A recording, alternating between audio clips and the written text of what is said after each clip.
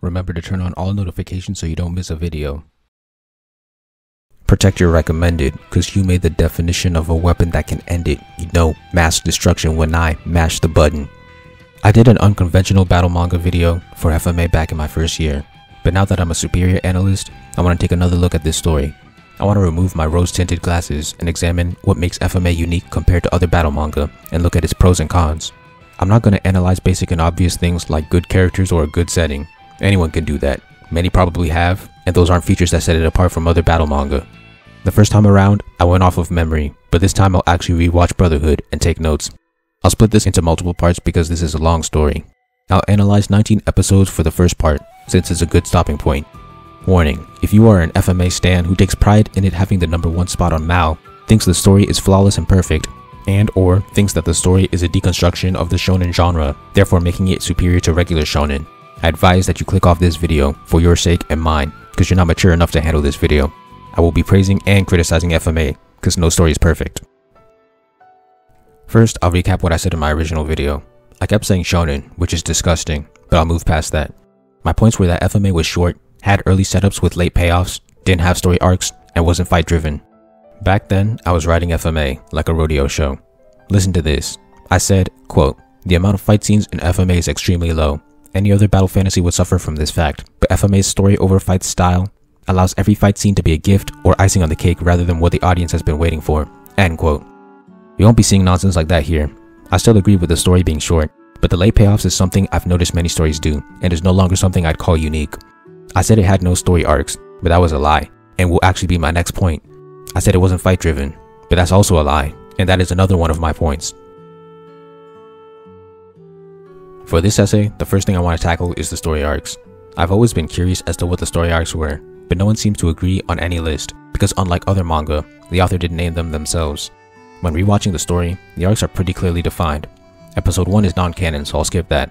The first arc is the flashback arc, which lasts for episode 2. This is the Elric's past. The second arc is the Lior arc, where the brothers deal with Cornello in episode 3. The third is the Show Tucker arc in episode 4. The fourth is the Scar arc, where Scar tries to kill them in episode 5. The fifth is the Resin Bull arc in episode 6. The sixth is the Central arc, where the brothers return to Central and explore the 5th laboratory. This goes from episode 7 to 9. The 7th arc is the Rush Valley arc, which goes from episode 10 to 11. The 8th is the Doubleth arc, which is in episode 12. The 9th is the Greed arc, which is from episode 13 to 14. The Lust arc is the 10th arc and goes from episode 15 to 19. It starts with the Zhenyi's people arriving and ends with Lust's death. I named the arcs after locations because a lot of battle manga do that, like One Piece, Bleach, Fairy Tail, and Magi. If there was no location, I went with the main antagonist. The first thing that stands out is how many of these arcs last one episode. Out of the 10 that I named, only 4 arcs lasted more than one episode. Central, Rush Valley, Greed, and Lust. And out of those, only Central and Lust lasted more than 2. From afar, this shows how fast-paced the story is towards the start.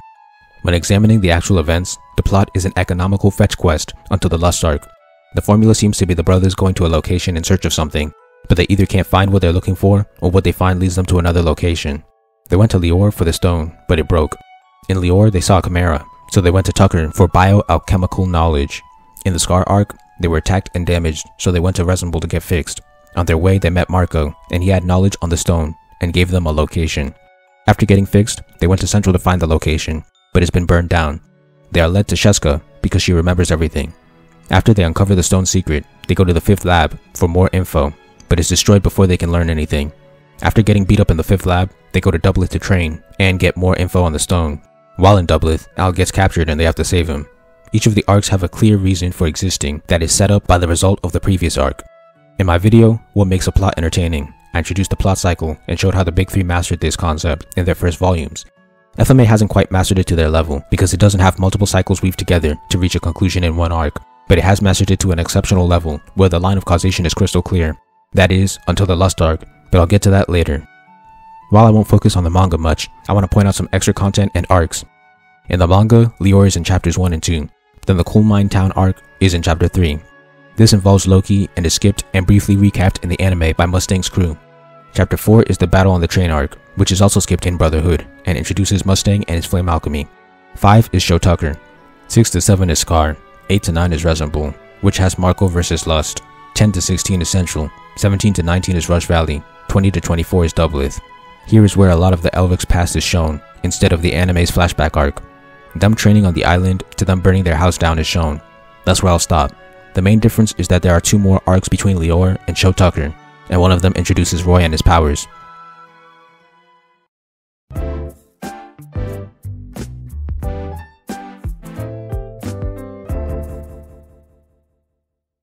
Another thing this story does well is juggling plot lines.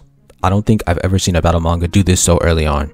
Throughout these first arcs, the story is split into 4 different paths. The first is the Elric brothers. The second is the homunculi, which appeared at the end of Lior, appeared in Scar, Resemble, Central, Doubleth, and Lust. They are operating behind the scenes and pulling strings. So far they took over Cornello's plan, destroyed Marco's research and the 5th lab, killed Hughes, and framed Ross. They are basically spying on the Elrics and Mustang and trying to thwart their progress without killing them. The third path is Scar's. He's introduced in the Sho Tucker arc, fights in the Scar arc, and is on the run in the Central arc, and leaves Ishval in the Greed arc.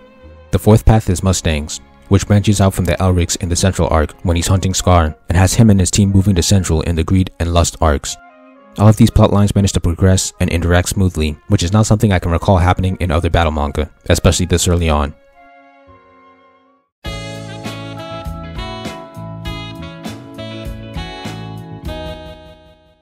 In these first 10 arcs, the Lust arc is the one that stands out as exceptional. It lasts 5 episodes, making it the longest arc so far, and is the one that begins the legendary status of FMA. Before then, the story wasn't really amazing, and I was astonished at how unimpressed I was. But once this arc got into motion, I thought, this is why I love FMA. The arc abandons the fetch quest formula and weaves together a complex plot based around the multiple plot lines that have been and are being established. Mustang has been working on discovering the government conspiracy for a while, but here he starts moving his men around like chess pieces in order to draw out Hughes' murderer.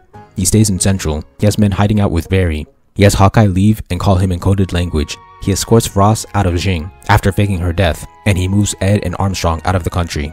Aside from this, Ling and his soldiers have their own plotline that eventually leads to them joining Mustang. The overarching plot has Ross being framed as Hughes' killer, and Mustang pulling strings to save her and find the true killers.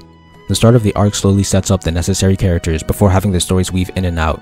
This arc has brilliant scenes like Ed learning that Hughes died, and an amazing fight in Mustang vs. Lust. This is easily the best arc right now, and will probably be my top arc in the entire story.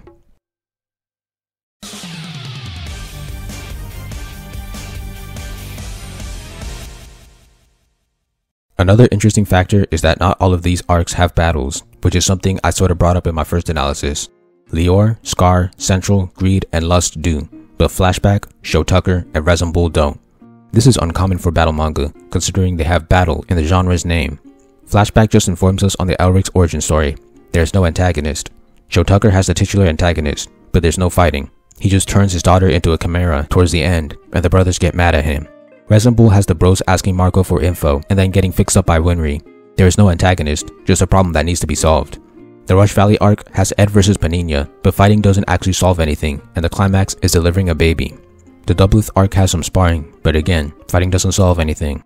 The Greed arc goes back to fighting as a problem solver. The Lust arc also uses fighting as a problem solver. This trait can be a pro and a con. The pro is that the story can find other ways of telling an interesting story. The con is that it's missing out on spectacle and not making the most of its combat and power system.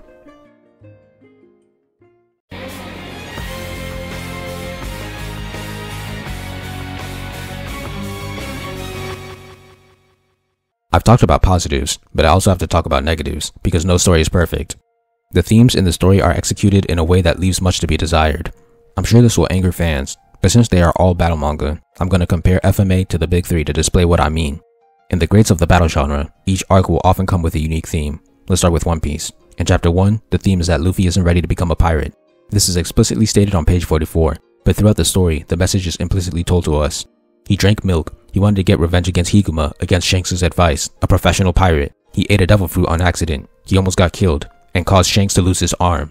Only once Luffy trains for 10 years is he ready to be a pirate. In chapter 2, the theme is that you should die trying for your dreams, which is why Kobe stands up to Alvida in the climax. In Naruto chapter 1, the theme is that Naruto doesn't have to let the demon fox define him. In the final battle, Mizuki, the antagonist Arya, is telling him that he's just a fox, while Iruka, the mentor Arya, is telling him that they are separate and that Naruto is excellent. In the end, Naruto chooses Iruka's side. In chapter 2, The theme is that there are no shortcuts to Hokage. Throughout the chapter, Konohamaru's acting entitled because he's the Hokage's grandson, and Naruto has to teach him this lesson. In chapter 3, the theme is that you shouldn't mistreat people due to their unfortunate backgrounds. Throughout the chapter, Sakura is being mean to Naruto, and has to be taught this lesson by Sasuke. In Bleach chapter 1, the theme is that you should risk your life to protect others. This is displayed when Ichigo chooses to become a Shinigami, despite the chance of dying, in order to protect his family. Chapter 2's theme is that Ichigo needs to take Rukia's responsibilities as a Shinigami. Throughout the chapter, Rukia wants Ichigo to do this, but he doesn't want to. In the climax, he decides to help her. As you can see, most of these themes are baked into the story surrounding it, and often play a role in the climax, which is good writing. FMA does things a little differently. When there is a theme, it's sometimes a lesson that's tacked on at the end. I'll start with Leora. After the climax, Rose asks what she's supposed to do now. Ed tells her, stand up and walk, keep moving forward. If I'm being generous, that would be the theme, but that's not connected to anything that went on in the arc. It's just a tacked on lesson. The Sho Tucker theme is actually really well executed. Sho is subtly shown to be growing desperate throughout the arc, and there are hints that he's experimented on his wife.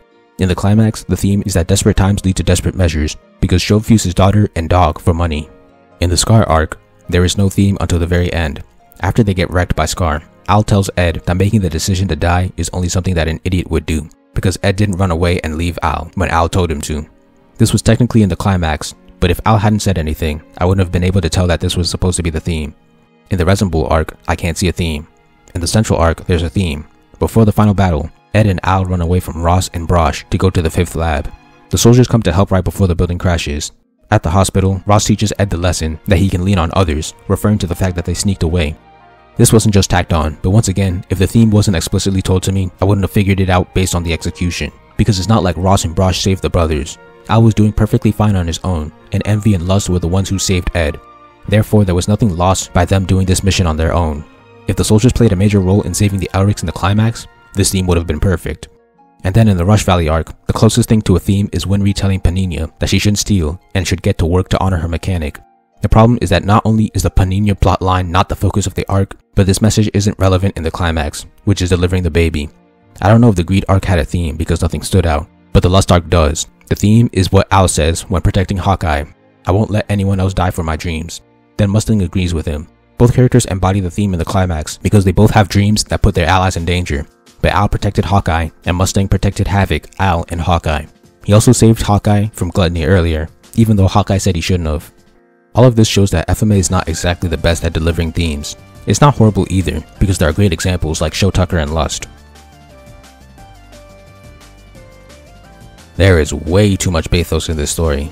Bathos has a definition, but the easiest way to explain it is when comedy interrupts a serious scene. The amount of Bathos in FMA far exceeds the Marvel Cinematic Universe. In every episode, there is at least one serious scene that is interrupted by comedy. Every fight in the story, so far, does this, and is honestly obnoxious. It's so hard to get invested in a dramatic scene when there are endless breaks for comedy. Remember all of those themes I talked about? A few of those scenes where the message is being delivered by a character are played with Bathos. The Scar arc and Central arc both have this problem. These are supposed to be powerful moments, but there's slapstick comedy right before the lines are delivered, which makes it hard for me to fully invest in the moment. There's one notable example of Bathos that is especially harmful, and that is when Mustang tries to fight Scar. He walks up to him ready to fight, but Hawkeye has to save him from nearly getting killed because he can't use his flame alchemy when it's raining. So you're telling me that Roy Mustang, a colonel and state alchemist who played a pivotal role in the Ishvalan War, somehow forgot one of his biggest weaknesses and almost died because of it? That's so unbelievable and disrespectful to his character. The fact that even Hawkeye knew his weakness means that Mustang had to have known. Maybe you think this is a character flaw, but as far as I can remember, Mustang has never been this stupid before or after this scene, which means that his intelligence was severely decreased for the sake of a gag. Funny. I know this scene is minor and doesn't have major consequences on the story, but the prevalence of Bathos makes it something I can't skim by. If someone told me that they dropped FMA because of the Bathos, I could understand, cause it's horrendous.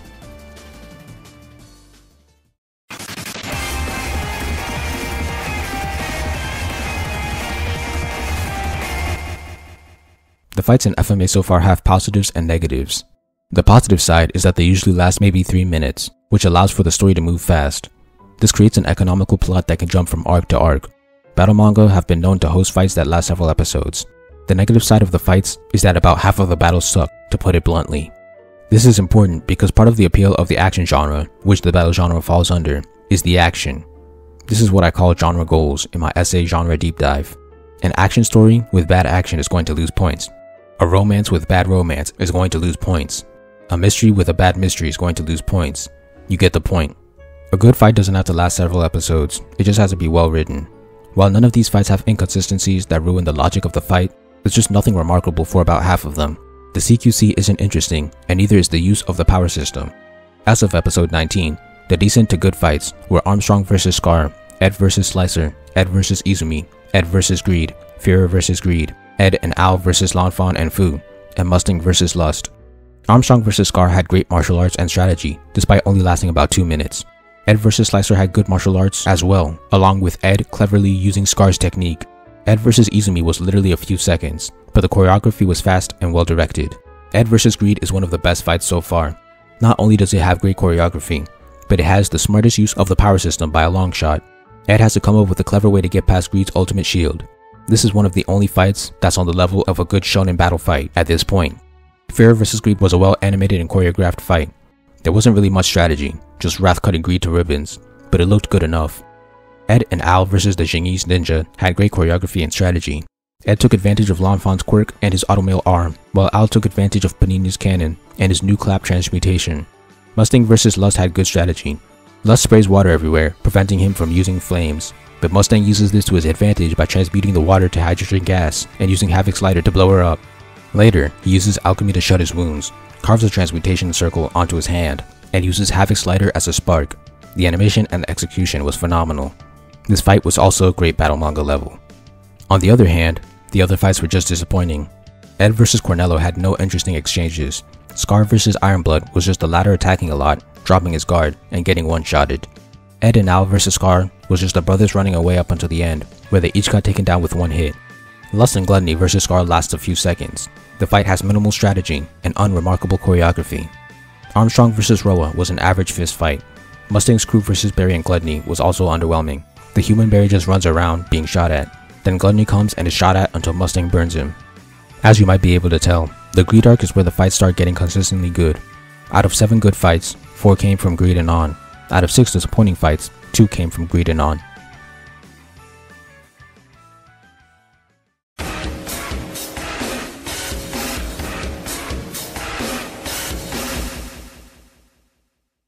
So far, Alchemy has been so underwhelming as a power system. Ed is just a watered down earth and metal bender. This system paired with the memorization of the table of elements should give access to a plethora of abilities, but all Ed does is manipulate earth and metal, and not even in creative ways. He has 2 go-to moves: create a weapon and turn surroundings into structures. When he makes a weapon, he just resorts to CQC. When he creates structures, he either sends a straightforward attack or makes a defense. Avatar has more creative earth and metal usage, and that system should be far more limited than Alchemy. Armstrong basically does the same thing as Ed and Al. Mustang can make explosions, but that's mostly all he does. In the Lust fight, he turned water into hydrogen gas and healed himself, but I don't think he does anything that creative down the line. Whenever people hype up Alchemy, I think they're just imagining the possibilities rather than what's actually been done and how often. You know what's one criticism I hear thrown a lot at battle manga? This character was wasted. This character didn't do enough. This is usually said when a character doesn't have enough fights for the person complaining. That's interesting because watching the first 19 episodes of FMA is just the Elric show. If you aren't an Elric, you aren't doing much. Suspect A, Colonel Mustang. If I were to point out the third mainest character in the story, it'd have to be him. Guess what? In the anime, he doesn't have a single fight until the Lust arc, which is the 10th. In the manga, he one-shots a thug, but that's it. Suspect B, Major Armstrong. Armstrong would probably be the 4th main character of the show, yet he's only had 2 fights at this point, Scar and Roa, and both were very brief. In the latter, he used Alchemy once to transform Roa's hammer, then punched the rest of the fight. That one lasted under 2 minutes and didn't have impressive choreography. Meanwhile, a character like Rock Lee is wasted, despite throwing hands non-stop from his first appearance to his hospitalization. He fought Naruto, Sasuke, Dozu, and Gaara. Chad is another character that gets called wasted, yet he frequently fought up until the halfway point of Bleach. He fought in the Agent of Shinigami, Soul Society, and Hueco Mundo arcs. I'm 10 arcs into FMA, and these major characters rarely fight. Mustang fights in 1 out of 10, and Armstrong in 2 out of 10. What's worse is that these guys frequently appear in other arcs, but they're just not fighting. Here are the stats since I'm feeling a little petty. Roy has appeared in 6 arcs so far, and only fought in 1. Armstrong has also appeared in 6, and fought in 2. When I say appeared, I don't mean they were just in a hospital. I mean they're fully functioning, capable of battle, and frequently appear in that arc, maybe even playing a major role. 1 out of 6 and 2 out of 6. Without subdivisions, Lee appears in 6 arcs and fights in 4, missing Pain and 5 Kage Summit. Without subdivisions, Chad appears in 5 arcs and fights in 4, only missing the 1000-Year Blood War arc. So if you're one of those idiots who talks about characters being wasted, you better be criticizing the FMA too, because it's more wasteful than most.